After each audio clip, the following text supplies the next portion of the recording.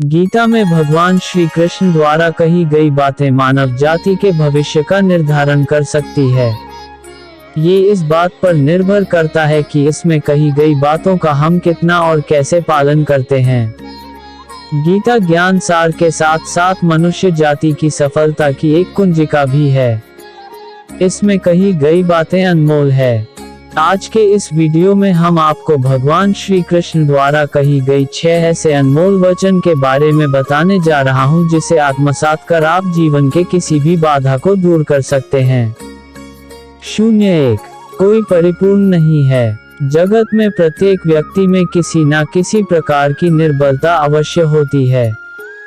जैसे कोई बहुत तेजी से दौड़ नहीं पाता तो कोई अधिक भार नहीं उठा पाता।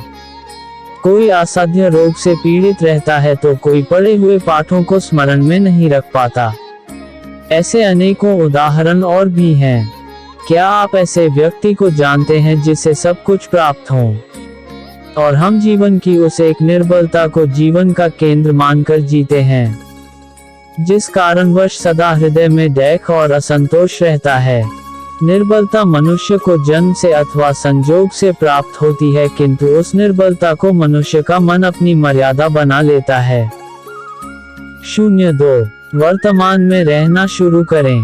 भविष्य का दूसरा नाम है संघर्ष। हृदय में आज इच्छा होती है और यदि पूर्ण नहीं हो पाती तो हृदय भविष्य की योजना बनाता है। भविष्य में इच्छा पूर्ण होगी ऐसी कल्पना करता रहता है, किंतु जीवन ना तो भविष्य में है और ना अतीत में। जीवन तो इस क्षण का नाम है, अर्थात इस क्षण का अनुभव ही जीवन का अनुभव है। पर हम ये जानते हुए भी इतना सा सत्य समझ नहीं पाते, या तो हम बीते हुए समय के स्मरणों को घेर कर बैठे रहते हैं, या फिर आने वाले समय के लिए हम योजनाएं बनाते रहते हैं और जीवन बीत जाता है। एक सत्य यदि हम हृदय में उतार लें कि ना हम भविष्य देख सकते हैं, ना ही भविष्य निर्मित कर सकते हैं, हम तो केवल धैर्य और साहस के साथ भविष्य को आलिंगन दे सकते हैं, स्वागत कर सकते हैं भविष्य का। तो क्या जीवन का हर पल जीवन से नहीं भर जाएगा? 03 कोई भी ज्ञान कैसे प्राप्त करें? ज्ञान प्राप्ति सदा ही समर्पण से होती है, ये हम सब जानते हैं, किंतु समर्पण का वास्तविक महत्व क्या है? क्या कभी विचार किया?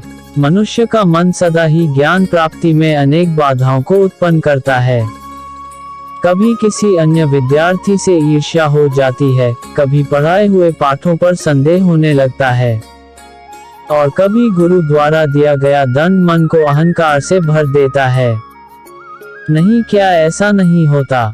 ना जाने कैसे कैसे विचार मन को भटकाते हैं, और मन के इसी अयोग्य स्थिति के कारण हम ज्ञान प्राप्त नहीं कर पाते। मन की योग्य स्थिति केवल समर्पण से प्राप्त होती है। समर्पण मनुष्य के अहंकार का नाश करता है। ईर्ष्या, महत्वाकांक्षा आदि भावनाओं को दूर कर हृदय को शांत करता है और मन को एकाग्र करता है।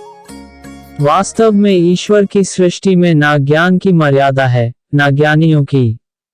गुरु दत्तात्रेय ने तो गाय और श्वान से भी ज्ञान प्राप्त कर लिया था, अर्थात विषय ब्रह्म ज्ञान का हो या जीवन के ज्ञान का या गुरुकुल में प्राप्त होने वाले ज्ञान का, उसकी प्राप्ति के लिए गुरु से अधिक महत्व है उस गुरु के प्रति हमारा समर्पण। क्या ये सत्य नहीं करते हैं? हम यदि सारे संबंधों पर विचार करेंगे तो देखेंगे कि इन सारे संबंधों का आधार यही सीमाएं हैं जो हम दूसरों के लिए निर्मित करते हैं, और यदि अनजाने में भी कोई इन सीमाओं को तोड़ता है तो उसी क्षण हमारा हृदय क्रोध से भर जाता है। इन सीमाओं का वास्तविक रूप क्या है, क्या हमने कभी विचार किया है?